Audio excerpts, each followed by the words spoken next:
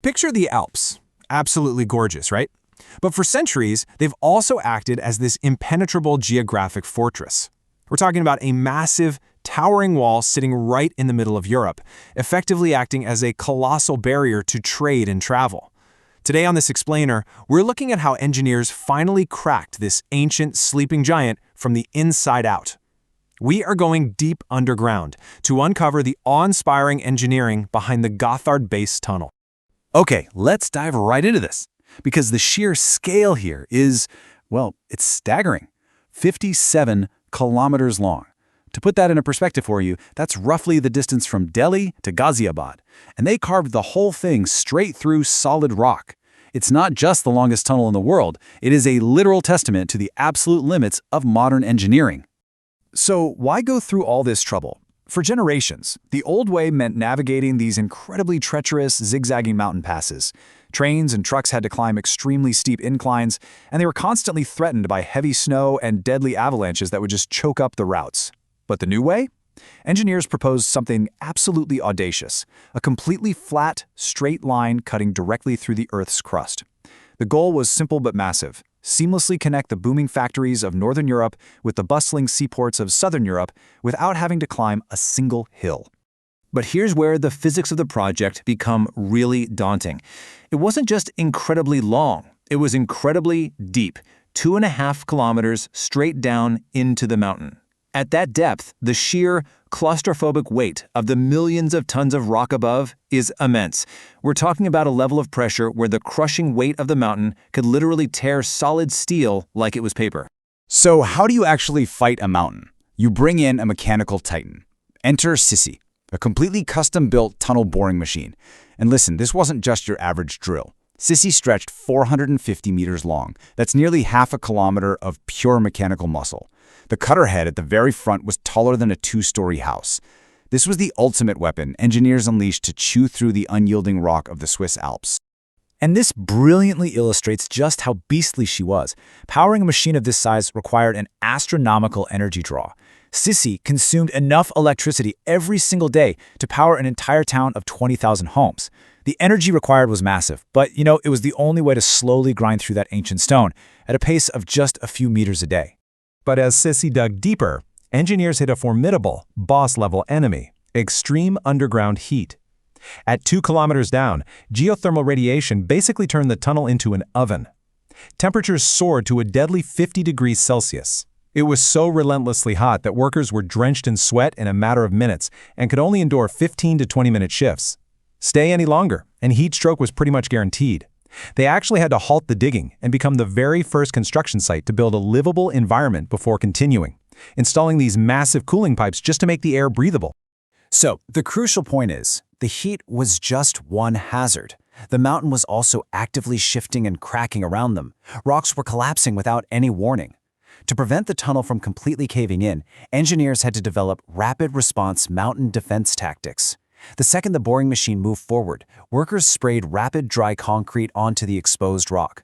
They slammed precast concrete slabs into place and built artificial skeletons using heavy steel rings. They were essentially bandaging the mountain from the inside out just to keep it from collapsing on their heads.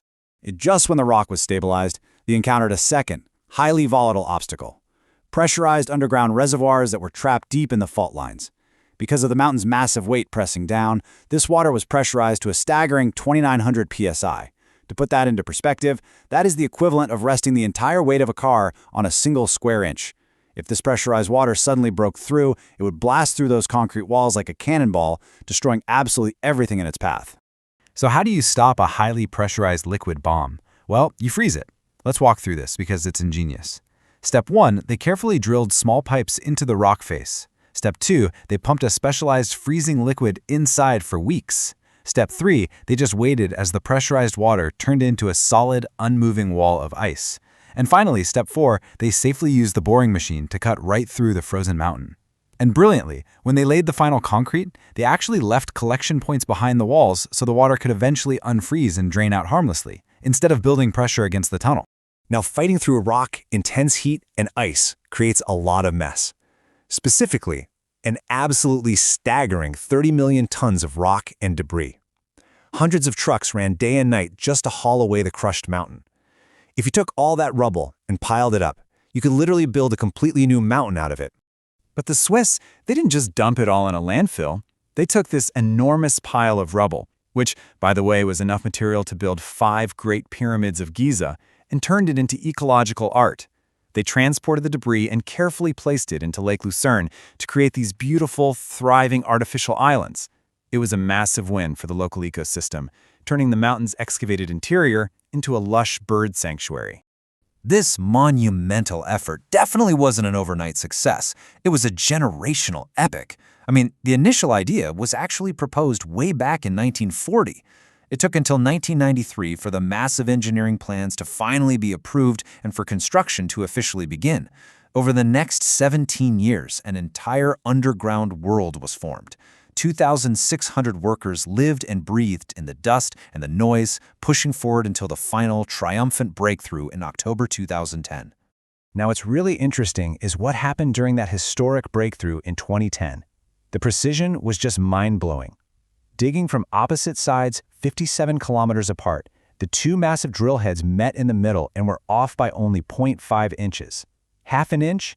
Achieving that level of accuracy deep underground is literally like threading a needle from 50 kilometers away. To pull it off, they had to rely on advanced GPS, lasers, gyroscopes.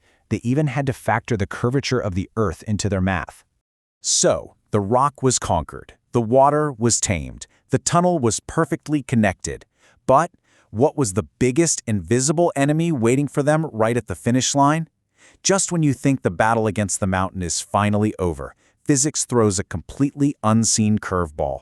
Shattering air shock waves. Think about it for a second. You have a massive, high-speed train pushing into a tightly enclosed 57-kilometer tube at hundreds of kilometers an hour. It acts like a giant piston. It pushes the trapped air right in front of it with nowhere for it to go. This sudden compression creates a catastrophic shockwave, so powerful that without an escape route, the air pressure would violently obliterate every single window on the train the exact moment it entered the tunnel. No way could they let that happen. So how did they preemptively solve this invisible threat? Well, the solution required completely reimagining the tunnel's layout from scratch. They didn't just build one tunnel, they built 2 separate parallel tunnels. And then every few meters, they carved out cross passages connecting the two, along with dedicated ventilation shafts stretching all the way up to the surface. This gave that massive wall of pushed air a place to easily escape and circulate, ultimately saving the entire project from what would have been an absolute disaster.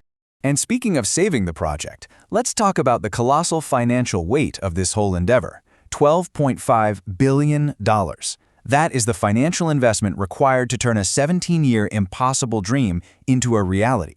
It is a staggering amount of money, for sure.